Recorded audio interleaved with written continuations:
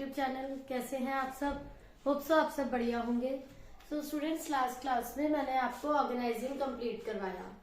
आज मैं आपको टॉपिक करवाऊंगी ऑर्गेनाइजिंग के बाद जो नेक्स्ट फंक्शन आता है मैनेजमेंट का, that is staffing.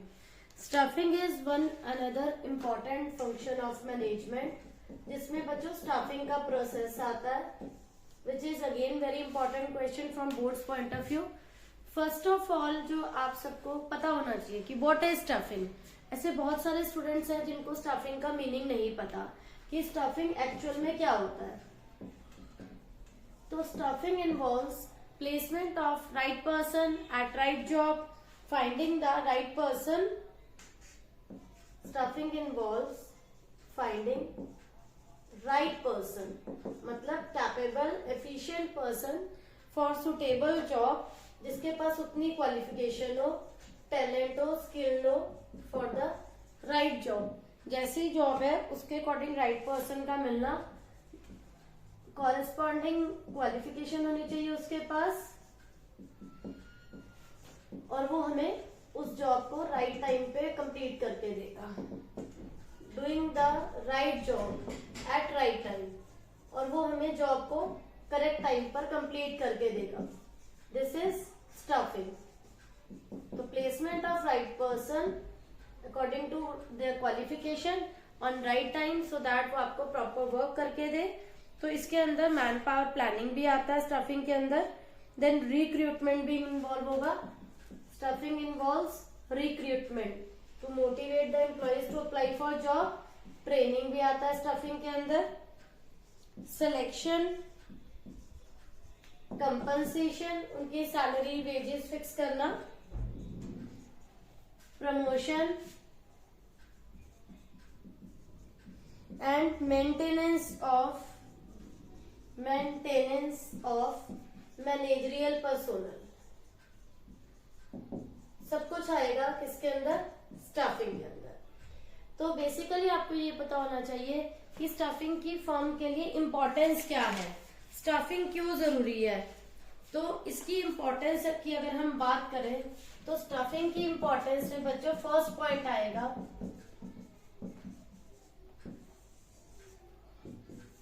Filling the roles, मतलब प्लेसमेंट, उस सीट को फिल करना by obtaining competent person, efficient staff को, स्किल्ड स्टाफ को, टैलेंटेड स्टाफ को जॉब देकर। By obtaining competent personnel, filling the job, job को आप फिल करते हो, खाली वैकेंट पोस्ट को, वहां पर कैसे पर्सोनल ऑब्टेन करने हैं? हुआ एफिशिएंट, स्किल्ड एंड टैलेंटेड। तो कॉम्पिटेंट पर्सन को हायर करना। Placing right person at right job, जो पर्सन जिस काम में एफिशिएंट है उसको वैसी ही जॉब दी जाए जिससे कि परफॉर्मेंस अच्छी आ जाए। एंड इसके लिए आपको प्रॉपर क्या करनी होती है? रिक्रूटमेंट, उन्हें मोटिवेट करना कि वो जॉब के लिए अप्लाई करें। देन आपको प्रॉपर सिलेक्शन करनी होती है। तो placing of right person at right job which ensure higher performance, जिससे कि क्या होगी? परफॉर्मेंस क्या आएगी उस पर्सनल की? हायर हो जाएगी, क्योंकि आपने प्रॉपर रिक्रूटमेंट करके, प्रॉपर सिलेक्शन करके उसको उस पोस्ट के लिए सिलेक्ट करा है। Then is the growth of enterprise. When we select an appropriate person for an appropriate job, it leads to higher performance which ultimate leads to growth of the firm. Firm की growth only तभी possible है, firm की growth तभी possible है जब सब employees जो है वो अपना 100% दे रहे हैं। अगर आप एफिशिएंट स्टाफ अपॉइंट करते हैं, जो जिससे कि क्या होगा? आपकी अच्छी परफॉर्मेंस आएगी, सब लोग अच्छा काम करके देंगे, जिससे कि आपकी फर्म की क्या होगी? ग्रोथ इजीली पॉसिबल है।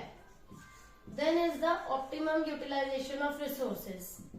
When we appoint highly efficient and skilled staff at their job, so they do not make any wastage of resources because they are enough capable, talented.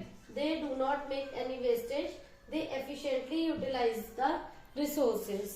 तो इसलिए यहाँ पर क्या होगा? रिसोर्सेज की वेस्टेज नहीं होगी, अच्छे से मैन पावर प्लानिंग, करने से, जॉब एनालिसिस करने से हम ये देख लेते हैं नंबर ऑफ एम्प्लॉयज हमें कितने चाहिए, किस टाइप के एम्प्लॉयज चाहिए, सो दैट रिसोर्सेज की वेस्टेज नहीं हो। It also improves job satisfaction and morale of the employees. It improves job satisfaction because competent personnel are appointed at right job. It includes आप उनको वहां पे ट्रेनिंग दे रहे हैं, आप उनको प्रमोशन दे रहे हैं, प्रॉपर कंपनसेशन दे रहे हैं। इन सबसे मोटिवेट होकर एम्प्लॉय जो है वो अपना 100% देते हैं एंड उनका मोरल लेवल बूस्टअप रहता है, जिससे कि उनकी परफॉर्मेंस भी हाईली सेटिस्फैक्टरी आती है। तो these are very important points which one should know, because ये जो है स्टाफिंग की इम्पोर्टेंस के पॉइंट्स है। स्टाफिंग में बेसिकली बच्चों देखो, रिक्रूटमेंट भी इसी का पार्ट है, सिलेक्शन भी इसी का पार्ट है। रिक्रूटमेंट में क्या होता है बच्चों, हम मोटिवेट करते हैं। 2 टाइप्स की रिक्रूटमेंट होती है, इंटरनल, एक्सटर्नल। इंटरनल में आप ऑलरेडी वर्किंग एम्प्लॉयज की आप जॉब चेंज करते हैं, like transfer, like promotion.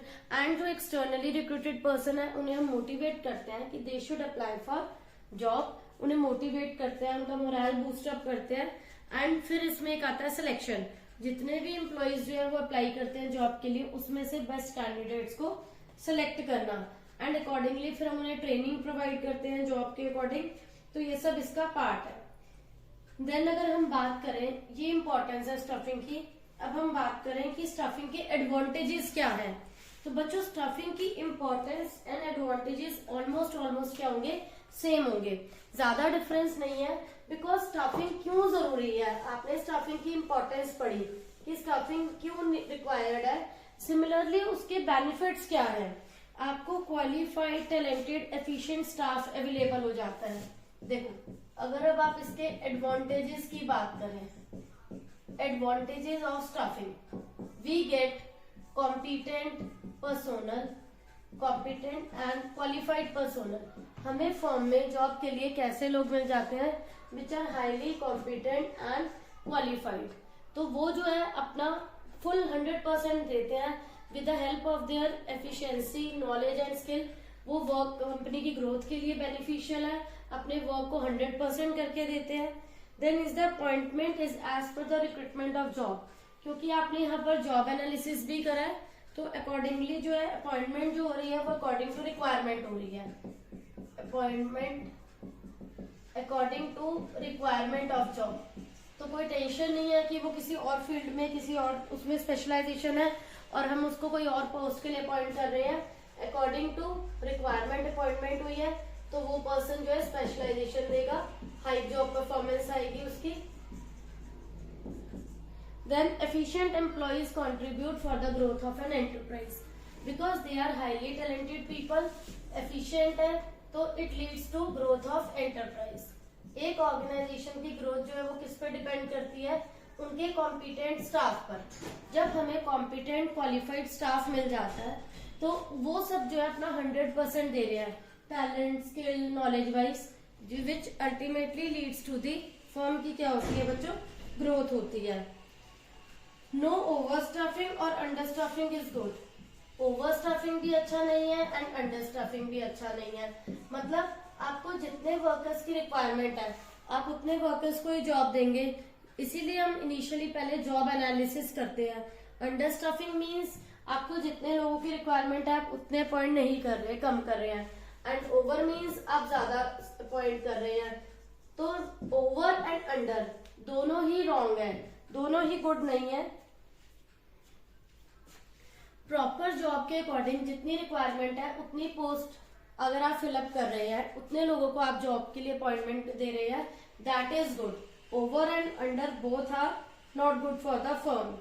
Then efficient staff can help you to win over your competitors.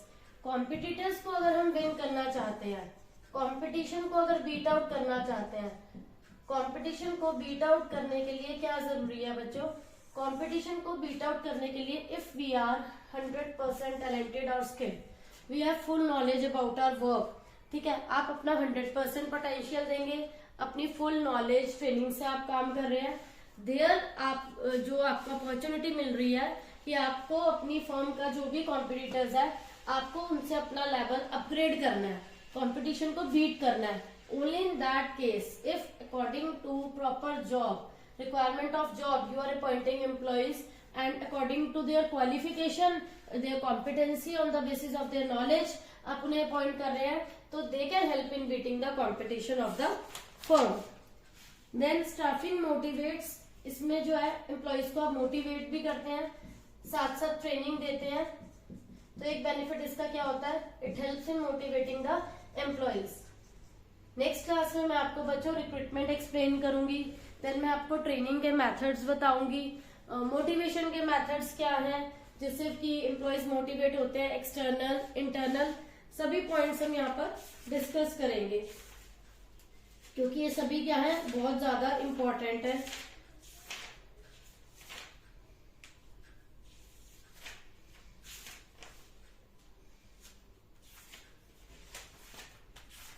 इसके बाद बच्चों नेक्स्ट टॉपिक आता है हमारा staffing and human resource management. यहाँ पर हमारी एडवांटेजेस एंड इम्पोर्टेंस स्टाफिंग की कंप्लीट हुई। नेक्स्ट टॉपिक अब हम करेंगे staffing and human resource management, which is again very very important topic.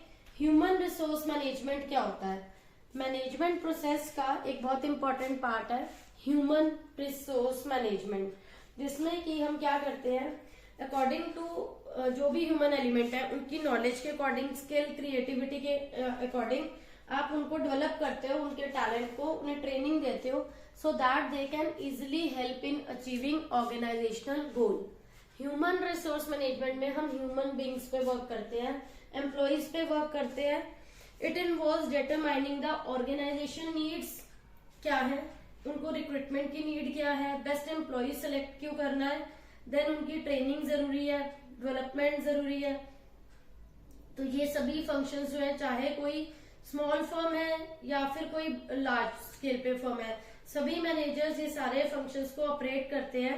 इसके लिए एक सेपरेट डिपार्टमेंट क्रिएट किया जाता है, that is known as human resource management, जिसका एक पार्ट आता है बच्चों स्टाफिंग।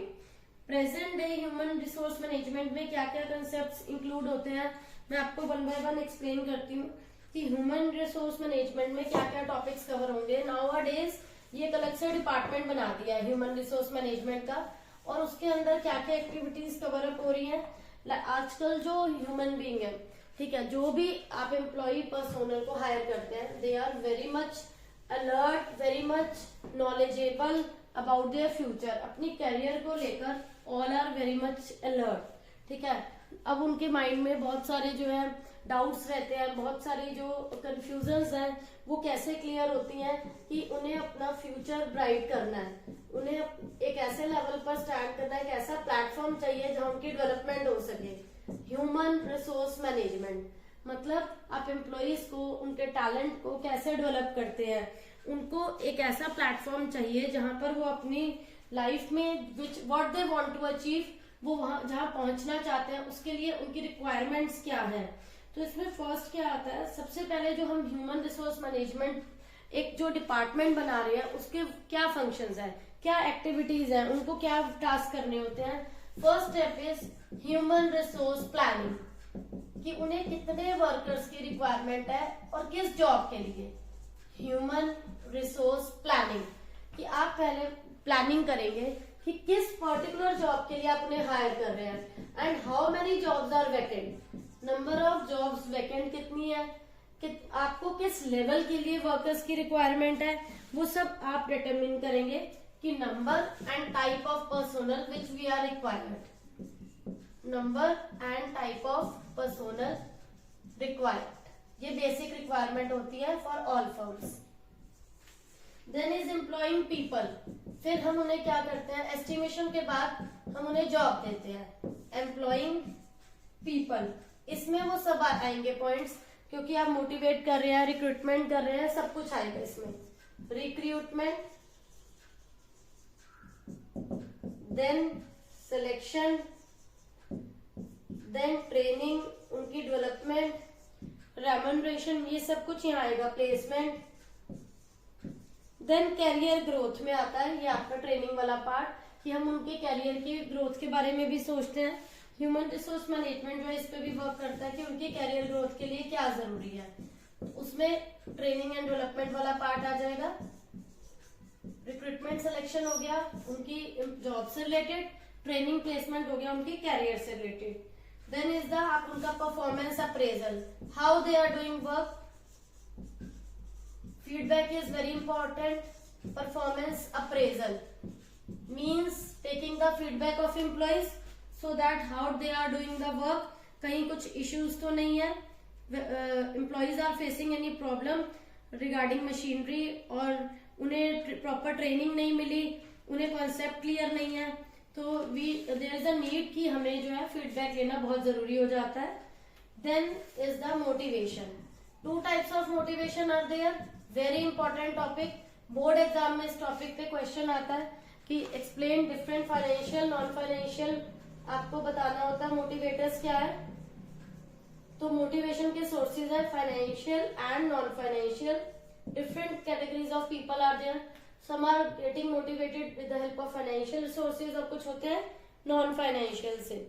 देन आता है एक मेन पॉइंट कंपनसेशन, जिसकी वजह से they are doing work, they are achieving organisational objectives, compensation और यू कैन से रेम्यूनरेशन, इसके लिए वो काम कर रहे हैं। It should be very very clear according to their qualification. Then is providing social security, social security में क्या आता है मैं यहाँ लिख देती हूँ सो दैट आपको इसे समझने में प्रॉब्लम ना हो।